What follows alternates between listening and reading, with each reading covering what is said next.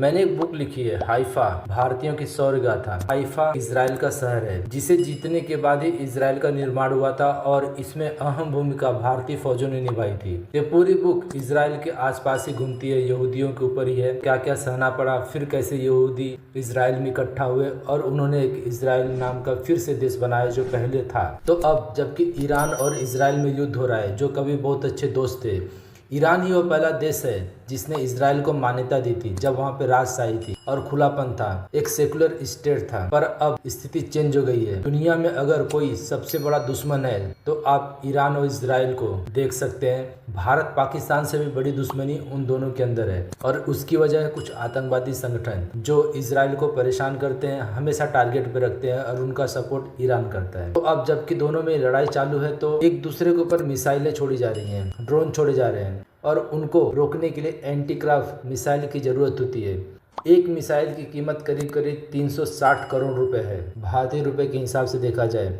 सैकड़ों मिसाइल रोज ईरान से इजराइल पर जाती हैं और इजराइल से ईरान की तरफ आती हैं। उन्हें रोकने का खर्च बहुत अधिक है और इजराइल आज करीब 1 साल से जंग लड़ रहा है। उसके पास रिसोर्सेस की कमी होना लाजमी है। तो चलिए पूरा विश्लेषण जानते हैं कि किस तरह से स्थिति होने वाली है। ईरान और इजराइल के बीच तनाव बढ़ता जा रहा है। इजराइल का मिसाइल डिफेंस सिस्टम जिसमें आयरन डोम भी शामिल है, ईरान के ज्यादातर हमलों को नाकाम कर चुका है। इजराइल के पास दुनिया की सबसे मजबूत एयर डिफेंस सिस्टम है जो कई परतों से मिलकर बनी हुई है। ईरान के पास बैलिस्टिक मिसाइलों और ड्रोन का एक बड़ा जखीरा है जिसे कोई इनकार नहीं कर सकता। आइए समझते हैं कि दोनों मुल्कों की एयर डिफेंस सिस्टम कैसे काम करती है। अगर जंग लंबी खींचती है तो इजराइल को मुश्किलों का सामना करना पड़ सकता है। इजराइल के पास दुनिया का सबसे मजबूत एयर डिफेंस सिस्टम है जिसे कोई नकार नहीं सकता और अक्सर इसे सिर्फ आयरन डोम से जोड़ते हैं, लेकिन ये इजरायली डिफेंस सिस्टम की पूरी तस्वीर नहीं है। इजराइल की डिफेंस सिस्टम कई परतों से मिलकर बना है जो अलग अलग दूरी से आने वाले खतरों से निपटने के लिए तैयार की गई है। आयरन डोम इसमें से एक हिस्सा है जो छोटी दूरी के रॉकेट और तोप के गोलों को रोकता है।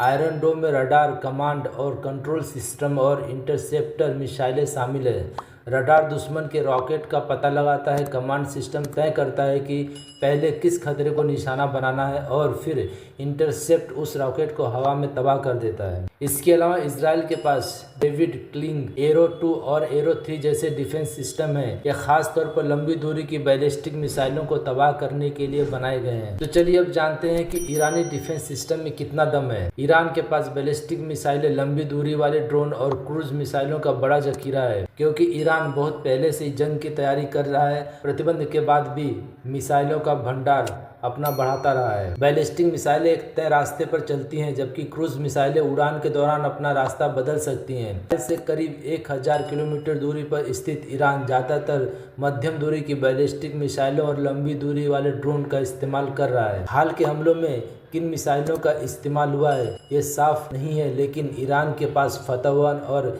इमाद जैसी मिसाइलें मौजूद है। बैलिस्टिक मिसाइलों का मुकाबला करना बहुत मुश्किल है क्योंकि ये बेहद तेजी से आती हैं, इसीलिए डिफेंस सिस्टम को जवाब देने का वक्त बहुत कम मिलता है। ऐसे में अगर कोई मिसाइल रक्षा तंत्र को चकमा दे दे तो भारी नुकसान हो सकता है। ईरान के पास कुछ एयर डिफेंस सिस्टम है, मसलन रूस का दिया हुआ S-300 सिस्टम भी ईरान की सरहदों को सुरक्षित रखता है, लेकिन यह ज़्यादातर छोटी दूरी की मिसाइलों के खिलाफ ही कारगर साबित होता है। इजराइल ईरान की रक्षा व्यवस्था को कमजोर करने की कोशिश तो कर रहा है, जिसमें यह साफ नहीं है कि ईरान की कितनी एयर डिफेंस सिस्टम अभी काम कर रही है। हालांकि ईरान ऐसी तकनीक भी बना रहा है जिससे मिसाइलें उड़ान के दौरान अपने निशाने को बेहतर तरीके से ढूंढ सके। इजराइल की रक्षा व्यवस्था पूरी तरह मजबूत है, लेकिन जैसे जैसे हमले बढ़ेंगे उसके इंटरसेप्ट मिसाइलों का जखीरा कम हो सकता है। हर हमलावर मिसाइलों को रोकने के लिए कई इंटरसेप्ट मिसाइलें दागनी पड़ती है ताकि नुकसान का खतरा कम हो। कुछ खबरों के मुताबिक ईरान अपने 3000 बैलिस्टिक मिसाइलों में से लगभग 1000 दाग चुका है,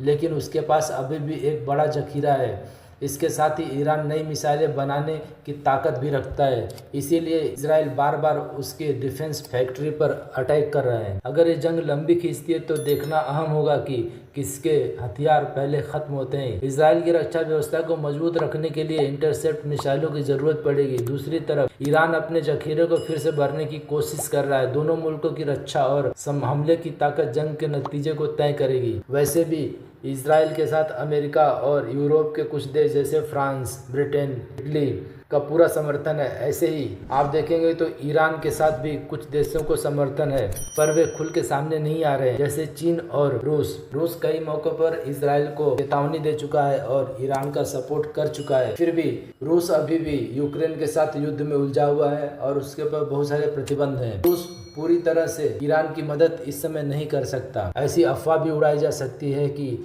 इजराइल के पास हथियारों का जखीरा खत्म हो रहा है, पर ऐसा नहीं हो सकता, क्योंकि इजराइल को सपोर्ट करने वाले बहुत से देश हैं, जिनमें से अमेरिका एक है, जो दुनिया भर को हथियार बेचता है अपने फायदे के लिए। फिर भी इजराइल के अस्तित्व का सवाल था, क्योंकि ईरान बार बार अपने परमाणु कार्यक्रम को आगे बढ़ाते हुए इजराइल को धमकी देता था। इसीलिए इजराइल हमेशा सतर्क रहता था और जब भी ऐसी किसी स्थिति का उसे सामना करना होता था तब वो अपने हथियार जरूर इस्तेमाल करता है। इस समय इजराइल गाजा में, लेबनान में, सीरिया में बहुत जगह पर जंग लड़ रहा है और करीब करीब 1 साल से ऊपर हो गए उसे जंग लड़ते हुए।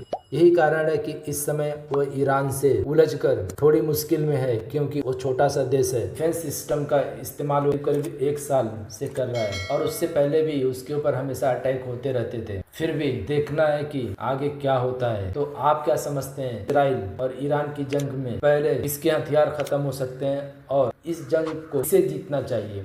अगर हम भारत की बात करें, ईरान भले भारत का दोस्त है, फिर भी वह हर मौके पर भारत का सपोर्ट नहीं करता है। जब भी पाकिस्तान जैसे देशों की बात आती है, ईरान थोड़ा सा पाकिस्तान की तरफ जरूर जाता है, पर हर एक युद्ध में, कठिन समय में इजराइल भारत के साथ खड़ा रहा है और आज भी है।